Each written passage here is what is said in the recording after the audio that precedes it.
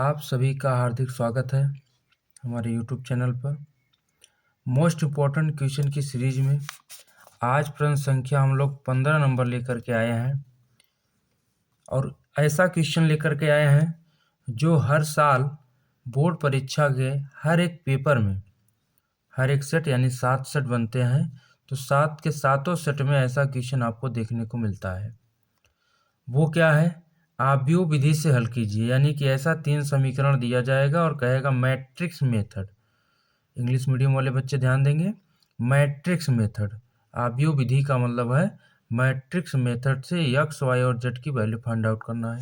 तो आपको पता होगा, आप लोग पढ़े होंगे। इसके लिए हम एडजॉइंट निकालते हैं, एडजॉइंट निकालने के बाद ए इनवर्स निकालते हैं, ए इनवर्स निकालने के बाद तब जा कर के एक्स वाई और जेड की वैल्यू आती है। ठीक है।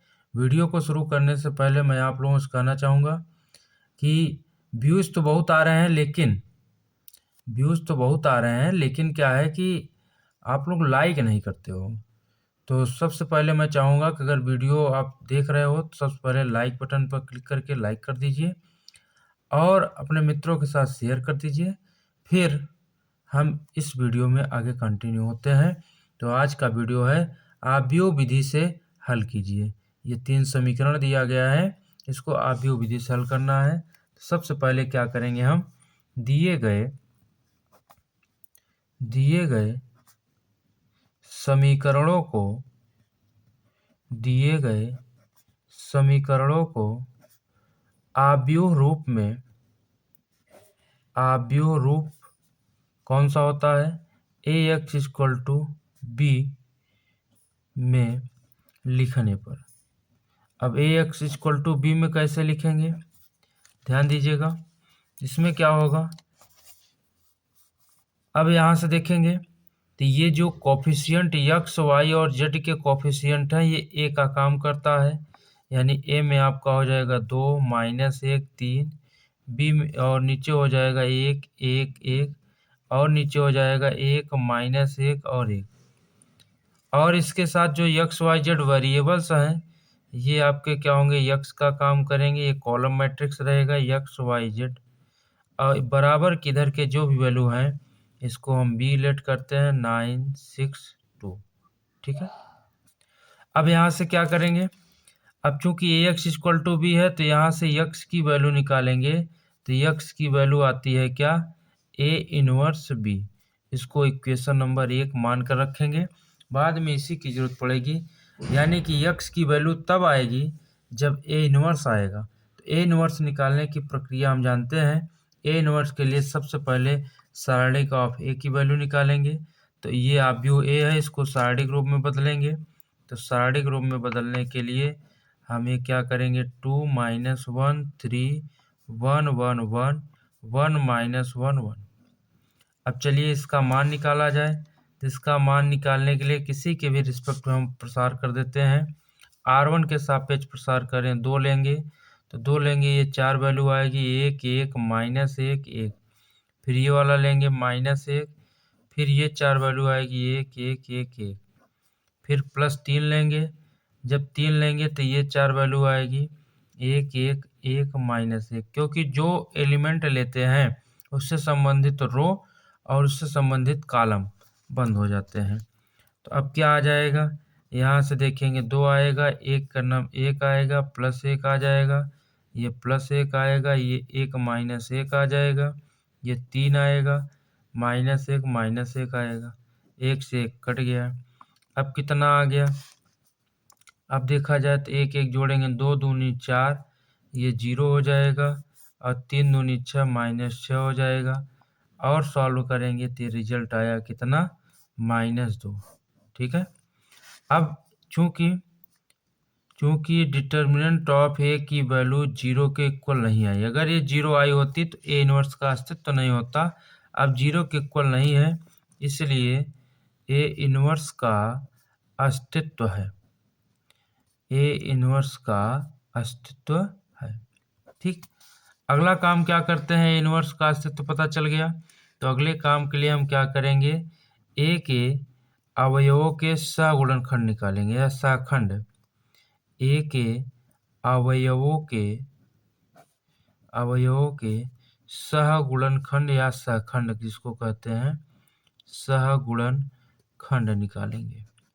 चलिए, अब ए आपको क्या है, ए आपको ये दिया गया है, तो सबसे पहले इसका निकालेंगे, इसका निकालेंगे, सभी का 9 बार निकालेंगे। तो देखिए क्या हो जाएगा। अब यहाँ से अगर हम यहाँ से क्या हो जाएगा, A11 जरा इसको मैं लिख लेता हूँ यहाँ, क्योंकि बार बार ऊपर नीचे करना होगा। तो यहाँ से मैं ए लिख लेता हूँ। ए कितना है, ये है 2 -1 3 1 1 1 और 1 -1 1। ठीक, इससे आसानी रहेगी, बार बार ऊपर नीचे नहीं करना रहेगा। ठीक है, अब चलिए निकालते हैं। तो क्या हो जाएगा, A11 क्या हो जाएगा, A11 लेंगे तो ये 4 एलिमेंट बचेंगे, 1 1 -1 1। ठीक है, कितना आएगा, 1 + 1 = आया 2। अब देखिए पहला प्लस फिर माइनस, प्लस क्यों, क्योंकि एक एक जोड़ेंगे तो सम आ जाएगा। फिर A12 निकालेंगे, ये वाला माइनस रहेगा, इसमें आ जाएगा 1 1 1 1। जो एलिमेंट लेते हैं उससे संबंधित रो और कॉलम बंद कर देंगे, जो बचेगा वही 4 लिखेंगे। तो आ जाएगा -1 -1, यानी ये जा गया 0। अब A13 निकालेंगे, A13 प्लस होगा तो 1 1 1 -1 हो जाएगा, तो आएगा -1 + 3। ठीक है, सॉरी ये प्लस ही रहेगा, ये -1 हो जाएगा, -1 हो जाएगा यहाँ भी। ठीक है, तो ये कुल मिला के आएगा आपका कितना, ये आएगा -2, ये भी 1 है, ध्यान दीजिएगा। फिर अब इसी के आगे हम यहाँ निकाल देते हैं, तो क्या हो जाएगा, जरूरी नहीं है आप बगल में करो, आप नीचे भी कर सकते हो। A21 लेंगे, अब जब A21 लेंगे तो क्या आएगा, देखिए ये वाला लेंगे तो ये और ये क्लोज होगा, ये 4 बचेंगे और ये माइनस में रहेगा, तो ये हो जाएगा -1 फिर -1 3 1। अब इसका मान निकालेंगे तो क्या हो जाएगा, A21 का माइनस रहेगा, -1 + 3 रहेगा, घटा देंगे, 3 में से घटाएंगे 2 आएगा, तो कुल मिलाकर -2 आ जाएगा। ठीक है, इसके बाद अब A22 निकालेंगे। A22 जो होगा वो आपका हो जाएगा ये वाला एलिमेंट, ये बंद हो जाएगा, 2 3 1 1 बचेगा, ये 2 3 और 1 1। इसका मान निकालेंगे तो आएगा 2 -3 और यहाँ से -1। अब A23 निकालेंगे तो ये वाला माइनस में रहेगा, ये वाला है तो ये बंद होगा, 2 -1 1 -1, 2 -1 1 -1। तो कितना आ जाएगा, ये माइनस रहेगा, ये -2 + 1, कुल मिला कर आएगा +1। ठीक है, अब इसके बाद 3 और बच्चे हैं, चलिए यही निकाल देते हैं। ध्यान दीजिएगा, पेज न पलटना पड़े इसलिए मैं यहाँ एडजस्ट कर रहा हूँ, आप लोग सब सीरियल बाय सीरियल नीचे ही करेंगे। ठीक है, इसके बाद क्या होगा, A31 निकालेंगे। A31 निकालने के लिए क्या होगा, A31 के लिए 3 1 4 हो जाएगा, ये प्लस रहेगा। अब A31 में ये वाला एलिमेंट लेंगे तो ये क्लोज हो गया, ये 4 बचे, -1 3 1 1। ठीक है, अब यहाँ से हल करेंगे तो आएगा -1 -3, कुल मिला कर आ गया -4। अब A32 निकालेंगे, A32 ये माइनस रहेगा, अब A32 में ये वाला लेंगे तो ये क्लोज 2 3 1 1, तो आएगा 2 3 1 1। अब इसको सॉल्व करिए तो आएगा 2 -3, यानी कि क्या आएगा, 1 आ जाएगा। अब एक और बच्चा है लास्ट, A33। अब A33 के लिए ये वाला होगा तो ये क्लोज होगा, ये बचेगा, तो क्या बचेगा, 2 -1 1 1, तो ये आया 2 + 1, यानी कितना आया, 3। ठीक है, तो ये 9 अवयव हैं, तो 9 अवयवों के सगुणनखंड हम लोग निकाल लिए। सभी को आपको जैसे A13 यहाँ होगा, फिर इसी के नीचे आपको करने जाना है। बगल में मैंने इसलिए लिखा है क्योंकि पेज पलटना पड़ेगा, बार बार इसको लिखना पड़ेगा, क्योंकि बिना इसके हम लोग इसके सहखंड नहीं निकाल सकते। सहखंड निकालने के लिए ये ध्यान देना है कि जो एलिमेंट लेंगे उससे संबंधित रो और कॉलम को बंद कर देंगे। जो 4 बचते हैं उपसारणिक, उसी को लिखा जाता है। ठीक है, इतनी बात समझ में आ गई होगी। अब जब इतनी बात क्लियर हो गई तो अब क्या करेंगे, ये जो सहखंड बने हैं अब इनसे एक आव्यूह बनाएंगे। ठीक है, देखिए इनसे एक आव्यूह बनाया जाएगा।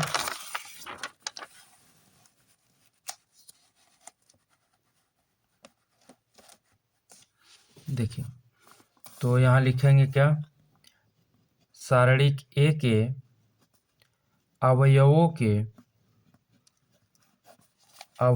के सहखंडों से बना आव्यूह, एक आव्यूह बनाएंगे। इस आव्यूह को कुछ भी नाम दे दीजिए, पी दे दीजिए, सी दे दीजिए, चलो मान लो सी दे देते हैं। तो ये बनेगा, सारे वैल्यू को हम यहाँ रखेंगे क्या, A11, A12, A13, A21, A22, A23, A31, A32, A33। सब वैल्यू आपको पता है, तो क्या हो जाएगा, ये वैल्यू आपकी हो जाएगी सब 2, 0, -2, -2, फिर -1, 1।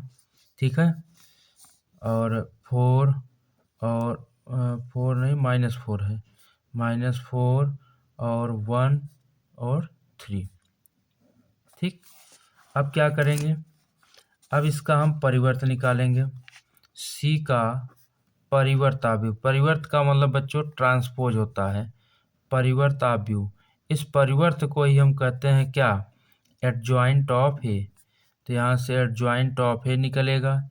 एडजॉइंट ऑफ ए निकालने के लिए कॉलम को रो कर देंगे, रो को कॉलम, यानी ये आ जाएगा कितना, 2, 0, -2, -2, -1, 1, फिर -4, 1 और 3। ये आपका क्या आया बच्चों, ये एडजॉइंट आ गया। क्या आ गया, एडजॉइंट।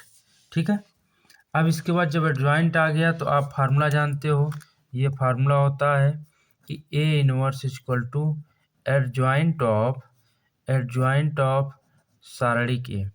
तब आपको सब पता है। अब देखिए एडजॉइंट ऑफ ए है, सारणिक ए की वैल्यू कितना पता है, ये सारणिक ए की वैल्यू आपको पता है कितना, -1/2 हो जाएगा। एडजॉइंट ऑफ ए 2, -2, -4, 0, -1, 1 और -2, 1 और 3 हो जाएगा। अब इसका मल्टीप्लाई कर दिया जाए तो ए इनवर्स का माइनस का मल्टीप्लाई होगा तो चिन्ह भी बदलेगा और 2 से डिवाइड भी करेंगे, तो ये आ जाएगा कितना, ये आ जाएगा -1, सॉरी हाँ -1 हो जाएगा, ये +1 हो जाएगा और ये 2 हो जाएगा, -+ हो जाएगा। ये 0 रहेगा, कोई फर्क नहीं, ये 1/2 हो जाएगा, ये -1/2 हो जाएगा, ये 1 हो जाएगा, -1/2 हो जाएगा, -3/2 हो जाएगा। तो ये किसकी वैल्यू आ गई बच्चों, ये आ गई ए इनवर्स की। किसकी वैल्यू आ गई, ए इनवर्स की। अब अगला काम क्या होता है, समीकरण 1 में हम लोगों ने लिखा था, समीकरण 1 से क्या लिखा था कि x = A इनवर्स b। यहाँ से x की वैल्यू कितना है, x की x, y, z है।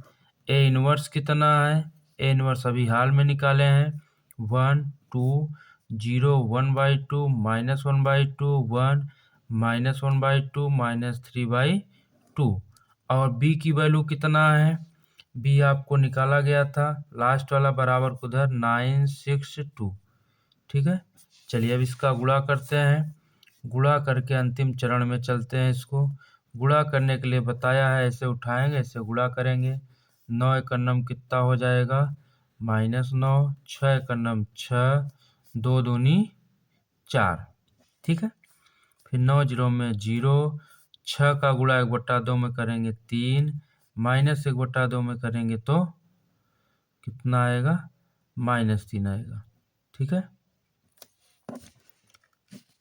नहीं सॉरी, 2 का ये -1 आ जाएगा, 6 का नहीं, 2 का होगा ना, -1। फिर 9 × 9 9 हो जाएगा, 6 का करेंगे -3 हो जाएगा, 2 का करेंगे तो -3 हो जाएगा। अब इसको हल किया जाए, हल करेंगे तो क्या होगा, XYZ रहेगा इधर, और इधर क्या आ जाएगा, ये -9 रहेगा प्लस 10, 3 में से गया 2 आएगा, ये 9 - 6 रहेगा। और हल किया जाए तो XYZ इक्वल टू मिला, 10 में से 9 घटाएंगे तो 1, यहाँ 2, 9 में से 6 घटाएंगे तो 3।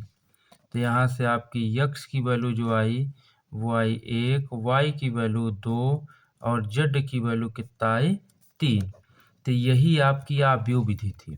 ठीक है, बहुत ही आसान है, थोड़ा कॉन्सेप्ट को ध्यान देना है। ये 8 नंबर परीक्षा में आपको 8 अंक देवाएं, 8 अंक की पूरी गारंटी लेता है ये क्वेश्चन। बस डिजिट चेंज होगा, प्रोसेस यही रहेगा जो प्रोसेस में बताया गया है। पहले आपको क्या करना है, सबसे पहले आपको इसमें क्या करना है कि जो भी दिया जाएगा आपको AX = B के रूप लिख रहा है। इसके बाद A बना करके सारणिक A की वैल्यू हम निकालेंगे, सारणिक A की वैल्यू आ जाएगी।